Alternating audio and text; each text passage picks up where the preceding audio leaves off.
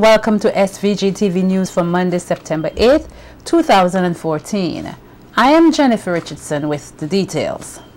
The number of instances of fraudulent passports being discovered has decreased, says head of the Immigration Department, Stanford Hamilton. In an interview with SVG-TV News, Hamilton says since the introduction of various reform structures at the immigration and the other related departments, there have been fewer reports of individuals attempting to make fraudulent documents. We have not seen an increase, but instead there have been a decrease so far in fraudulent document identification. Meanwhile, as it relates to the Ebola virus and measures being put in place to keep out the deadly disease, Hamilton gave the assurance that the various ports of entry are on the ball with things. Commenting on the policy decision by the Ministry of Health to deny entry to nationals traveling to St. Vincent and the Grenadines from countries affected by the disease without showing a negative blood test, Hamilton says to date everything has been progressing smoothly. That it must be noted too that some of these countries require a pre-entry visa to enter St. Vincent and the Grenadines, and that visa is granted by the Ministry of National Security. So that too becomes a pre-screening strategy for persons who are coming from these countries. To date, the Ministry of Health, not necessarily speaking for the Ministry of Health, but from what I'm aware of, the Ministry of Health has set up a screening desk at the Joshua Airport for persons who would have entered the state from these countries. He further explained the procedure involved for someone who may enter the country without satisfying immigration officials with the requisite paperwork. It concerns the nationalities, but there are persons who carries the nationality, however, but lives elsewhere, right? So those persons, once the pre-entry visa is granted, they enter. There's no issue because of the fact that they're not coming from these countries. They may from the country, but they're not coming from the country. A person that comes from the country and the entry requirements are not met, of course those persons are refused entry. However, there are forms from the Ministry of Health that they are questions, that they are asked by immigration officers, and then they are then asked to see the health worker at the airport from the Ministry of Health. So the Ministry of Health then takes over and perform their requisite screening. Technocrats in the public sector who deals with plant and animal lives have been told that they have a critical role to play as part of the state apparatus to ensure the safety and wellness of all citizens. This was pointed out today by Permanent Secretary in the Ministry of Foreign Affairs, Nathaniel Williams, while addressing the opening of a workshop looking at the World Trade Organization, the WTO, Sanitary and Phytosanitary Measures Agreement. Williams says when looking at an agreement, one should not just consider compliance, but the benefits to nationals on the implementation of such agreement. I believe in our case, with the many issues we have with food, bioterrorism, and other matters affecting global operation, it is critical that the onus is on the various institutions of state to effect a system of operation which ensures the safety of our people and our nationals. When I was the PS of Agriculture in my former life, we had some plants coming out of the United States and we were told they were quarantined and everything is okay. When they came, they had biting lizards in them. As I said, sometimes what leave the state, some states are quite myopic, but what enter the state, they have 20/20 vision. Representing the WTO Agriculture and Commodities Division, resource person Annie Hamilton says such seminars are essential parts of the two technical assistance program geared at ensuring that member states fully understands the rights and obligations under the SPS agreement.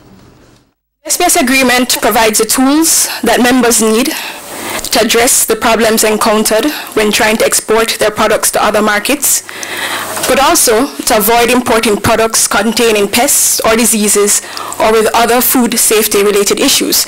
We just heard this morning about various examples that have faced St. Vincent and the Grenadines. During this seminar, we will provide an overview of the SPS agreement, as well as the available tools at the WTO to address problems faced in relation to the export of your products. We will also benefit from the expertise of national experts as it relates to regulations and concerns in the food safety, animal health, and plant health areas. My hope is that this seminar will also provide an opportunity to actively discuss the national agricultural health and food safety systems, as well as coordination between the various ministries and departments involved in SPS issues. Cleanup of the streets around Kingston continued today following the heavy rains which affected the island early Saturday morning. Members of the Royal St. Vincent and the Grenadines Fire Department were busy washing off the silt which remained after the floodwaters receded. SVG-TV took to Kingston to speak with a few of the affected businesses to find out how cleanup operations have been progressing. Most of the persons we spoke with opted to speak off camera, however, they shared the same sentiments. Lavon Velox, manager of the St. Vincent Cooperative Bank, told SVG-TV News that the entire ground floor of the bank was flooded, forcing them to close for the entire day on Saturday in order to carry out cleanup operations. Velox said some documents got wet, however, they were able to put things together to reopen today. The chief financial officer at Lane's department store also noted that water consumed both lower floors, forcing the store to remain partially open on Saturday. She too said it was the quick response by staff which prevented any further damage. Prime Minister Dr. Rav Gonsalves, who has responsibility for disaster management, will hold a press conference tomorrow to speak more about the damage sustained by the torrential rain and the plans to rehabilitate affected areas. Meanwhile, the St. Vincent and the Grenadines Electricity Services Limited, VINLEC, says the torrential rains last Saturday have caused some damage at the South Rivers and Cumberland hydropower stations. VINLEC says the rains caused blockages at the intakes and affected restoration work done in the rivers following the December floods. While some customers were without electricity supply during and immediately after the passage of the trough system on Saturday, VINLEC says the damage at the hydro stations did not affect the supply of electricity to customers, neither was there any damage at the diesel stations or any of the other locations on mainland St. Vincent and in the Grenadines. The government of St. Vincent and the Grenadines has entered into a contract with TVA Consultants Limited for the design and supervision of works to upgrade the Dorsetshire Hill and Kingston government schools into emergency shelters. The contract, worth some EC $0.335 million, is funded by the World Bank under the Regional Disaster Vulnerability Reduction Project, the RDVRP. The proposed works are part of government's priority investments to reduce the country's physical and economic vulnerability to adverse natural events through building resilience to current and future climatic changes. The consultants will, in the first phase, prepare upgrade designs of the existing buildings to meet and/or exceed the emergency standards of the National Emergency Management Organization. They will also ensure that the proposed sites will be functionally accessible in times of an emergency. In the second phase, the consultants will support the supervision of the construction of the shelters. The EC $165.4 million RDVRP is supporting SVG's efforts to prevent and adapt to the effects of climate change, strengthen hazard and risk evaluation, and improve decision making. Coming up, the number of persons here suffering with sickle cell disease passes the 600 mark. More stories on the local scene when SVG-TV News continues. Don't go away.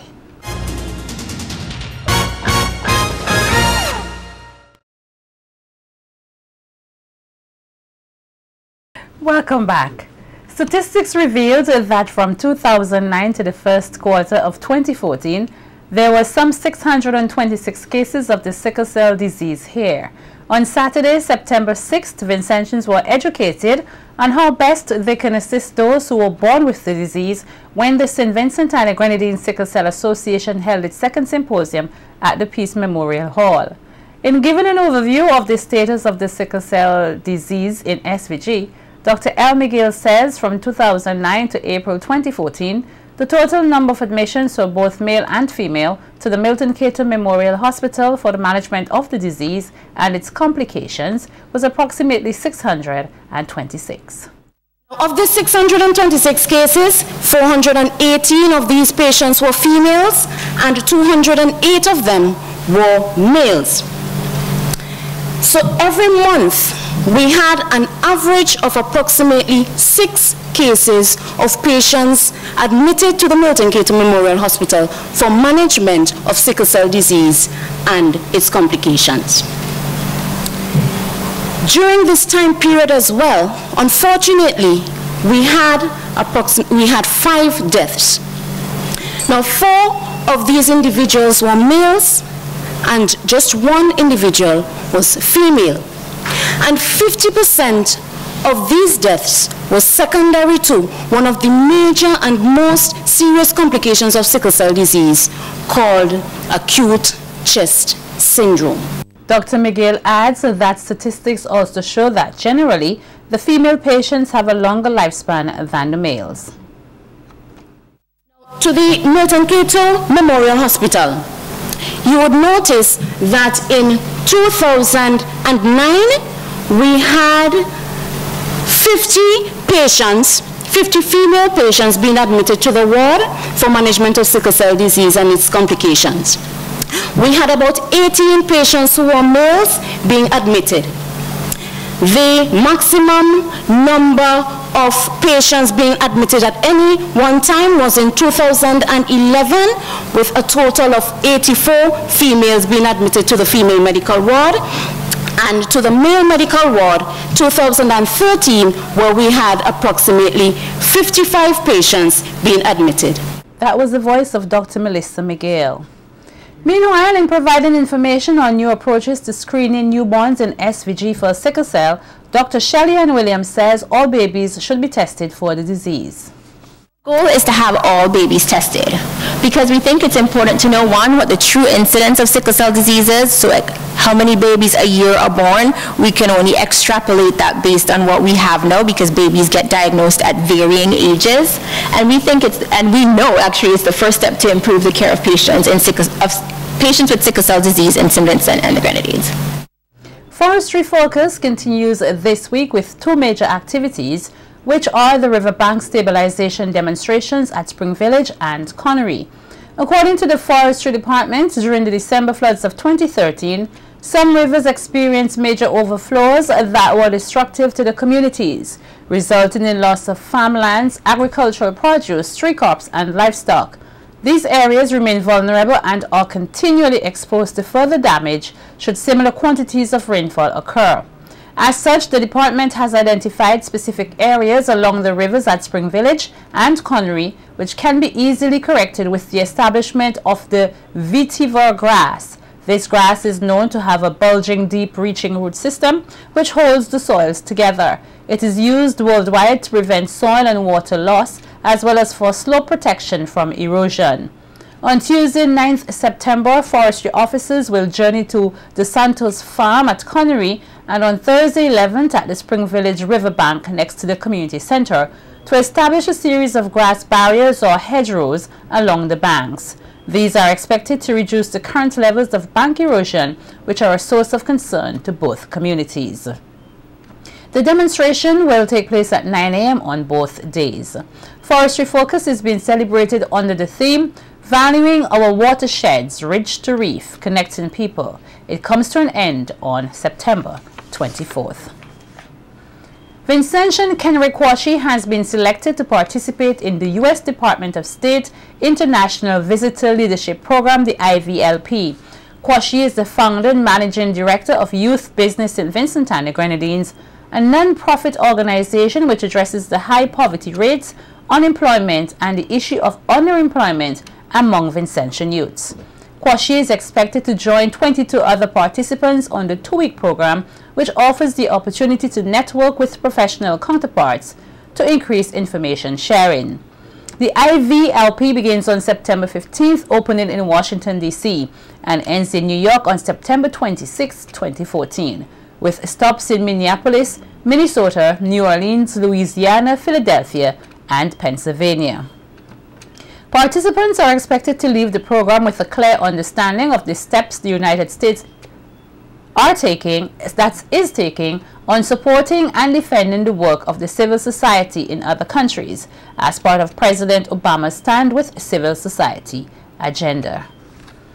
The Palmyra Restaurant and Bar in Pembroke was one of the many businesses affected by the torrential rains and floods on December 24, 2014. After months of halted operations, Palmyra has reopened its doors for business. Jamisha Wright, on Saturday, September 6th, visited the business place and tells us in this report how things have been since. Day that many Vincentians, including proprietor of the Palmyra Restaurant and Bar, Alvian Stapleton, wish never existed, December 24th, 2013. Palmyra was not spared from the devastation caused by the very unique trough system. So badly battered, its management was forced to close the business for the first 4 months of 2014 to carry out extensive repair works to the restaurant and bar. How have things been since you reopened your doors? It's been very mixed. On the positive side, we had a chance during the downtime to kind of mend any discrepancies we had at the restaurant to make things better. So we had time to think about improving the decor, thinking about the menu. Then when we were ready to open, we faced a few challenges. The biggest, reinventing ourselves and making the public know that we're back. Would you be able to give us an estimated amount or cost that you may have lost during the 4 months period you remained closed? I would say it was like starting all over again. So in monetary terms, we had to more or less build a new restaurant. Yeah, so if you consider what it would take to build like a home, it was around that region. You know, between $102,000, maybe $3,000, $150,000 in damages. Okay. Yeah. When it rains, whenever we get a warning of an approaching weather system, do you feel any fear, sense of anxiety, fright, as it relates to your business? I think today is the right day to ask that question.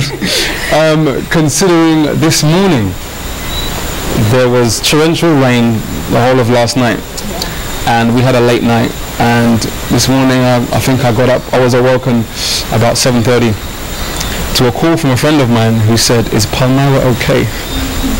And my heart kind of almost jumped out of my chest because I didn't know what was going on. It was like a flashback of Christmas. So I ran down here, and thankfully it was dry. So I think every time we get a lot of rain, the folks down here, and especially us, we kind of we get a little frightened, we get a little scared. I think that's a quite natural reaction, seeing what you've just gone through. It's not even 9 months yet. No, not even a year. And flashbacks and images of the flood, and there were still marks of the flood. Every day we see them, whether it's in our furniture, whether it's anywhere around this area, we still get reminders that there was some kind of damage here. Even in the area, things are not quite 100% back, but we're getting there. Would you say that Palmyra is in a better place today than it was prior to the December floods? That's a tough question. It's a tough question, and I would say yes. I would say yes. Though Palmyra is now open fewer hours during the week with less staff than what existed prior to the December floods, Stapleton says management remains optimistic about the future of the restaurant and bar. Reporting for SVG-TV News, I am Jamisha Wright.